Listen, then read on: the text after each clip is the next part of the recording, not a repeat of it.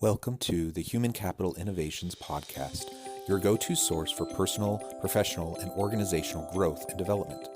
We hope you tune in often for all things people management, organizational development and change, organizational leadership, and social impact related.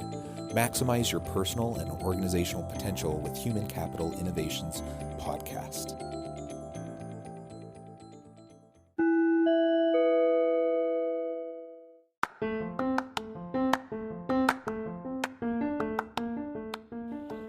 Welcome to the Human Capital Innovations Podcast. In this HCI podcast episode, I talk with Deb Crowe about heart-centered leadership.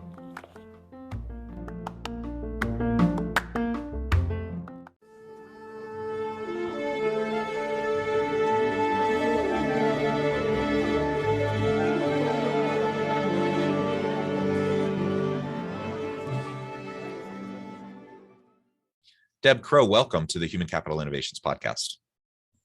Thank you so much for having me, Jonathan.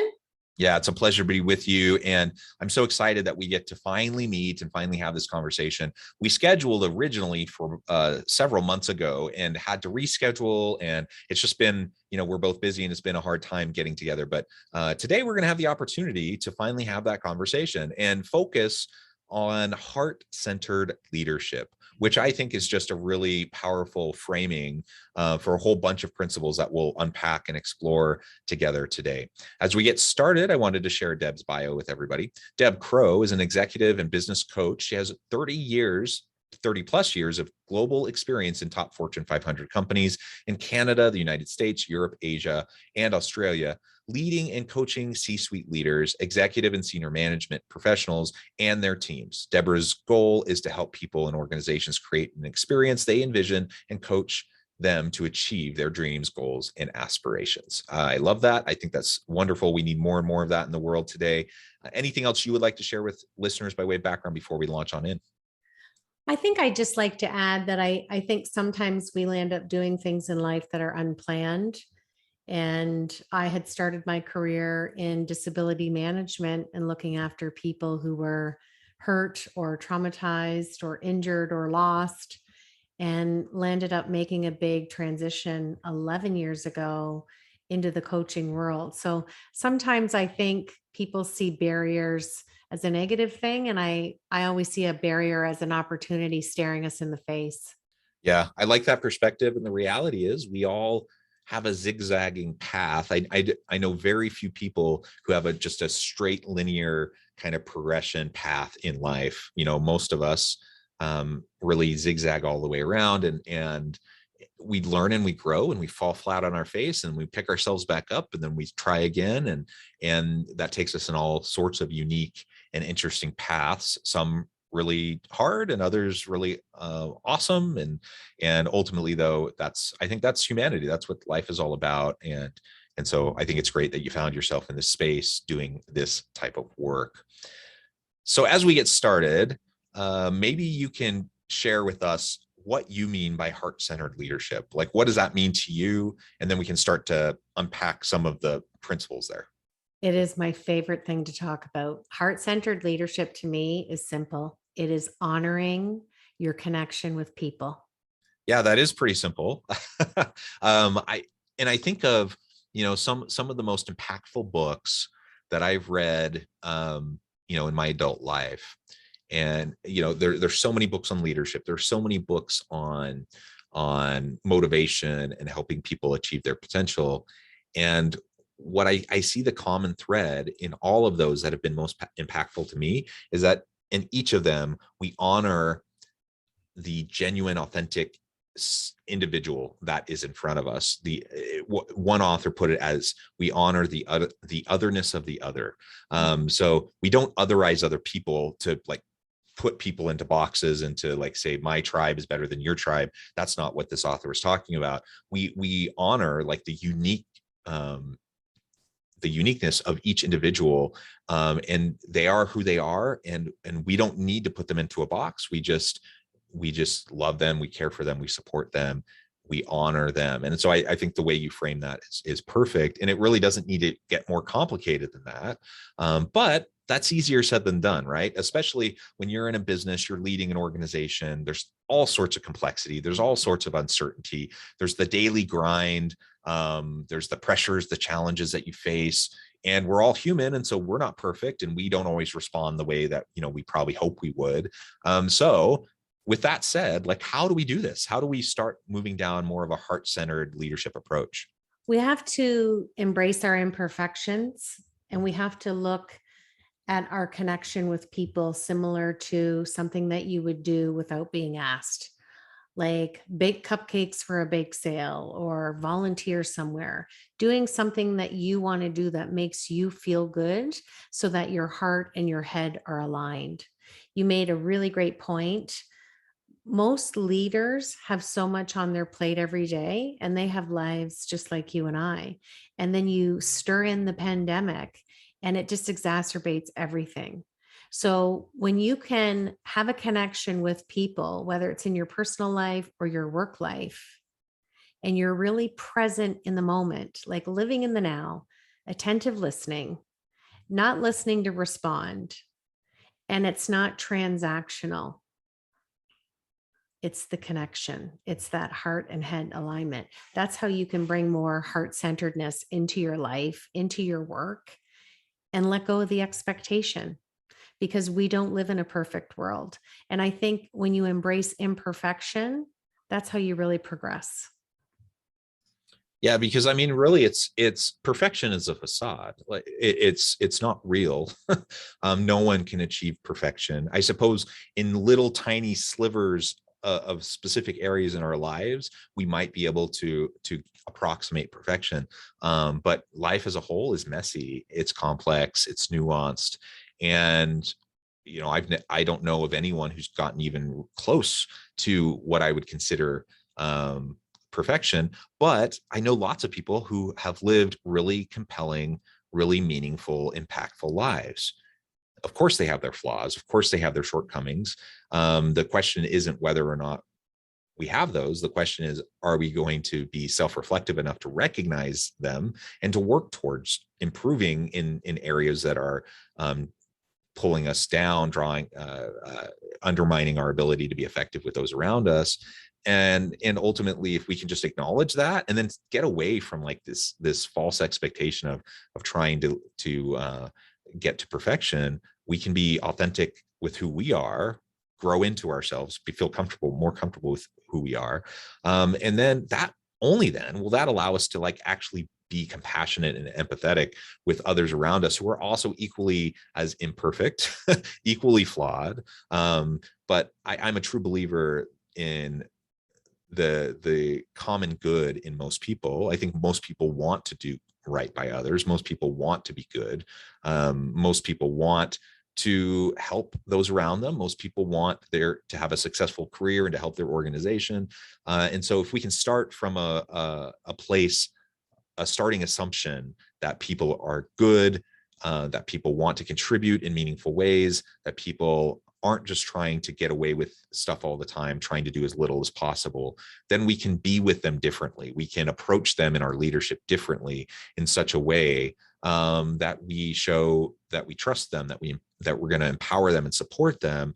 And lo and behold, when as a leader, I approach my people that way, they act differently than if I approach them and if I be with them from a perspective of, you're a lazy employee, you're going to try to get away with anything you possibly can. I have to watch you like a hawk to make sure that you're not taking advantage of the company, blah, blah, blah, right? All the other stuff that we know is kind of a common narrative in a lot of organizations with a lot of leaders and more of a command control, authoritarian kind of leadership approach or organizational culture.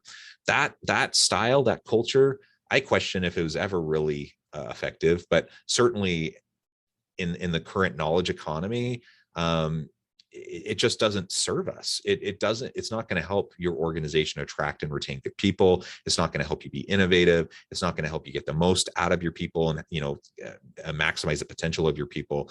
And ultimately it's going to undermine your own ability to be effective as a leader, which I would define as, effective leadership is helping your people to fulfill their potential, to bring value to the market and add value to the organization. And if that's what I'm trying to accomplish, the best surefire way to go about doing that is to lean on the expertise of my people, to develop mutual relationships of mutual accountability and trust, and to create a psychologically safe workplace environment where people feel seen, they feel heard, they feel like they have the ability to contribute in meaningful ways daily. When that kind of an environment is established, then the sky's the limit in what we can all accomplish. And that doesn't mean I have to set aside all the metrics and all of like the outcomes that I want to see for my team, but it just means I'm starting from a different starting point. I have a different foundational assumption about how I'm going to approach my people, and that leads to just completely different types of stronger outcomes. It does, absolutely. There's a lot to unpack there. I think people try too hard. And one of the strategies that I've used with COVID, because of being on Zoom and not everyone was working from home, some people were working with a hybrid workflow, depending on the sector and where they are in the world. Sometimes a simple strategy as turning off your camera and closing your eyes when someone's talking. And when you do that, you're able to really interpret and hear not only the words and the expression of that person, but the emotion that's behind it. And it's almost like we need to stop and listen more and go back to that connection, that anchored connection, so that a person doesn't feel that the relationship is transactional. And that can be done. And I see it so much with nonverbal communication more than I do regular communication. So if we can focus and be cognizant to self-audit that, people see through real connectivity versus someone who's falsely trying to be connecting when they're not. The nonverbal cues will always give you away.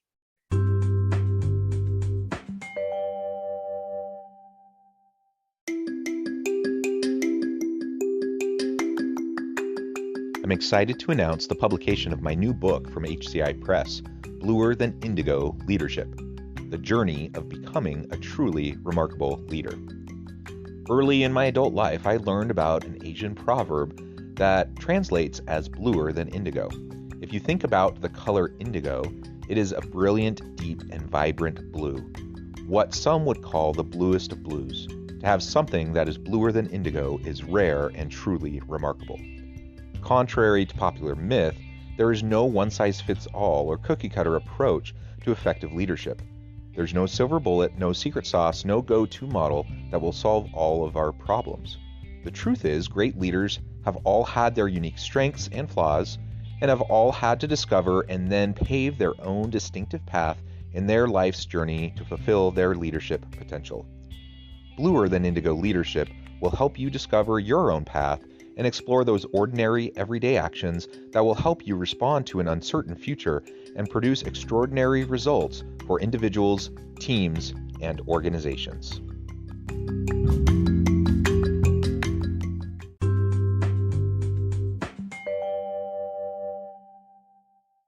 They will. And you said it now a couple times, that genuine, authentic connection with other human beings is not a transactional kind of a relationship, right?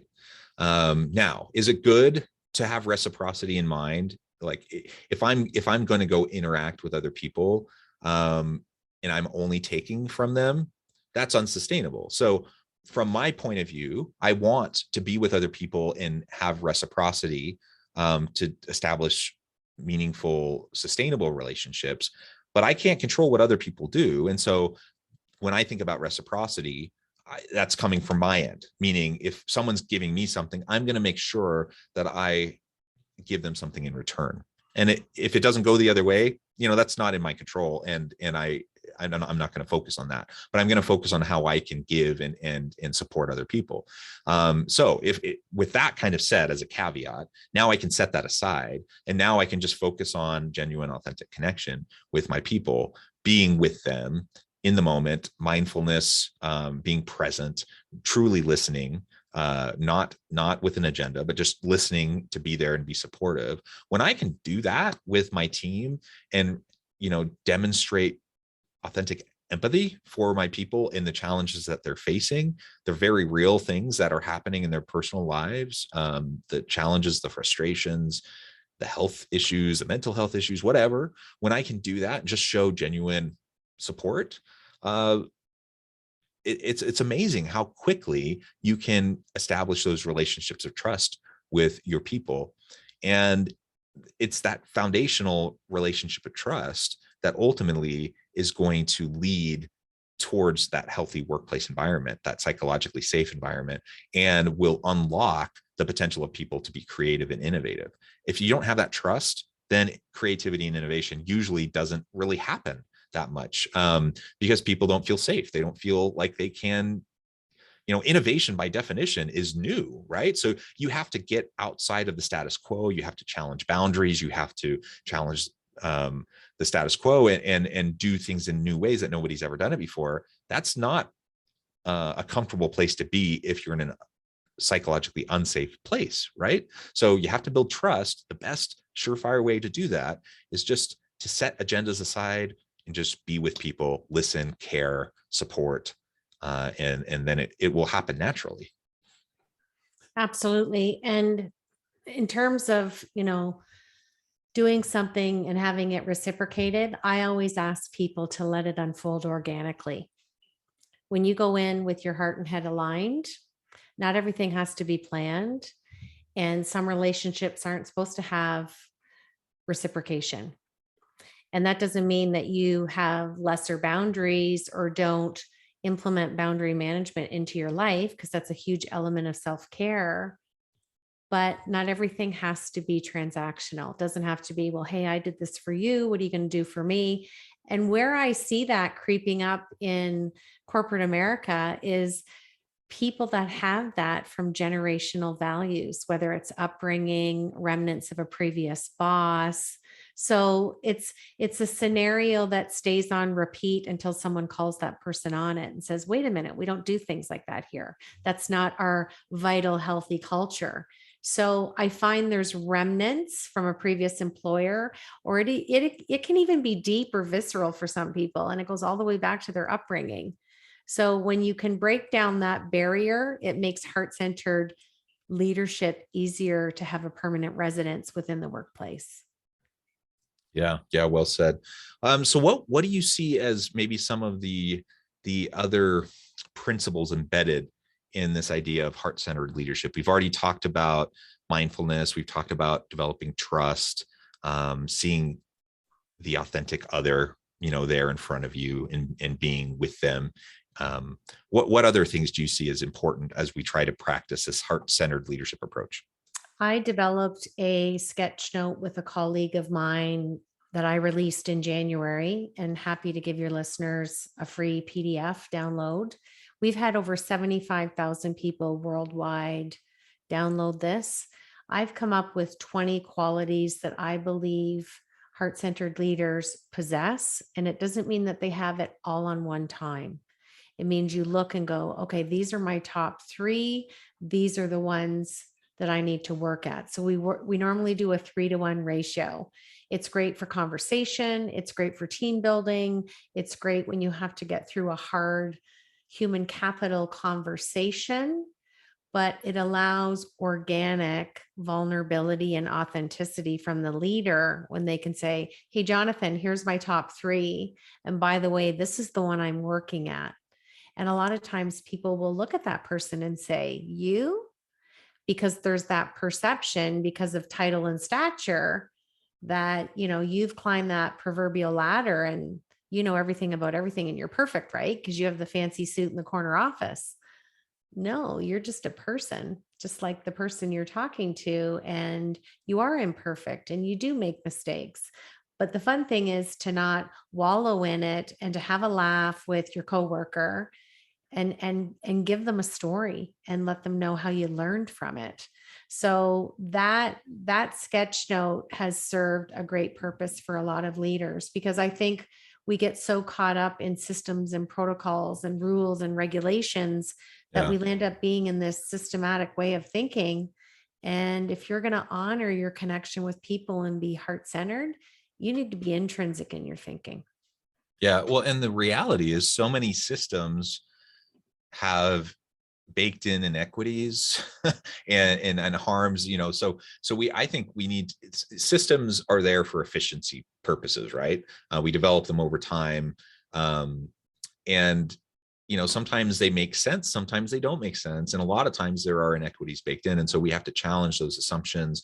We have to not just do something because it's always been done that way, but we have to be willing to dismantle unhealthy systems.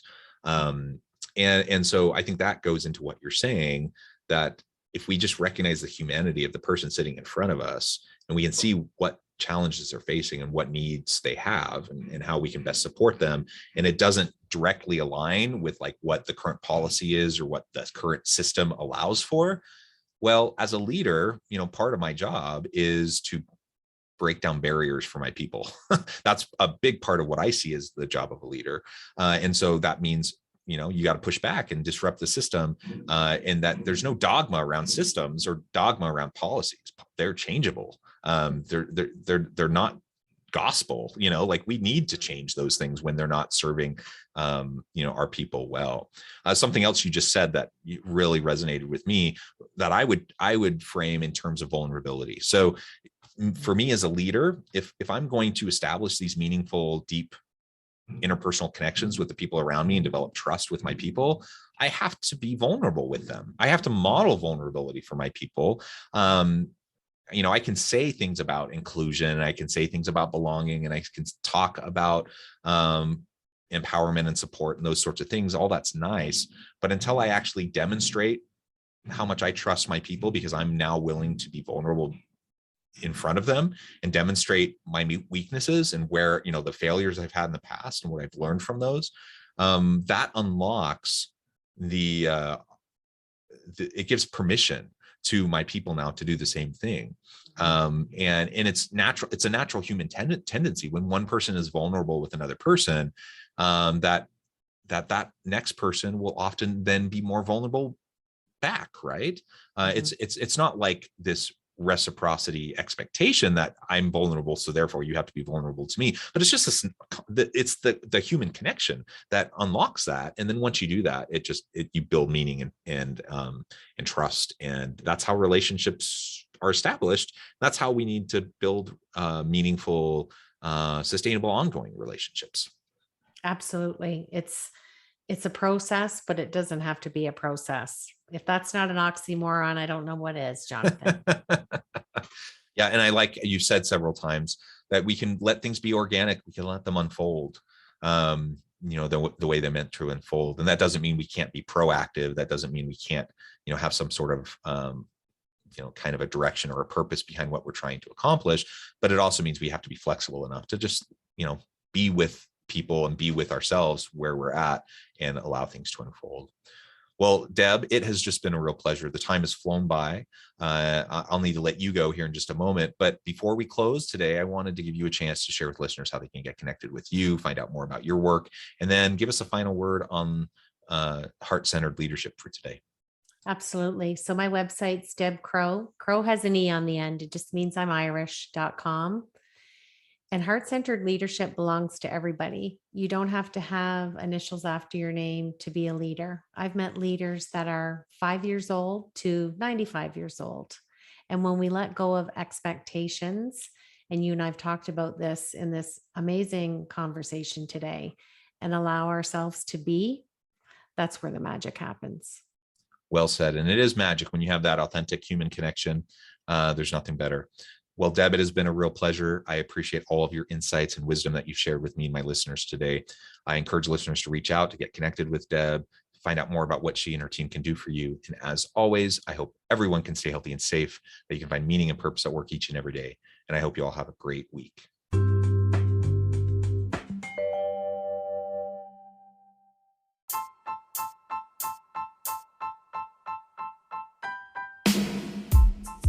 The alchemy of truly remarkable leadership. Ordinary, everyday actions that produce extraordinary results. Consider how the nature of work has shifted over the past 50 years. With increased globalization, rapid technological advancement, and the shift in economic composition, the average job of today looks very different than the average job of 50 years ago. What will the jobs and organizations of tomorrow look like? Moreover, what does this all mean for organizational leaders? What are the core competencies and capabilities of organizations and their leadership that are prepared for continued disruption and geopolitical and socioeconomic shifts? Regardless of what the future holds, increasingly, leaders need to be socially minded, data-driven, decisive, champions of talent, and disruptors of the traditional notions of leadership, teams, organizations, and work. The alchemy of truly remarkable leadership will help you to explore your own leadership competencies and capabilities and consider ways to apply and implement them into your workplace and personal life.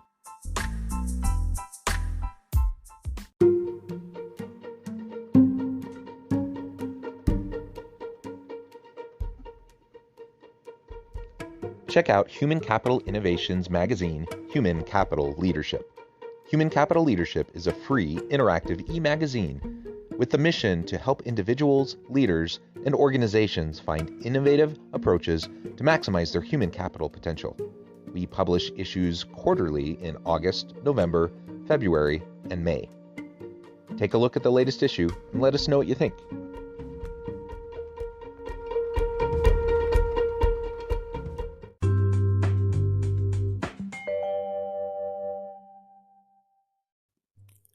Thanks again for joining us for this episode of the Human Capital Innovations Podcast.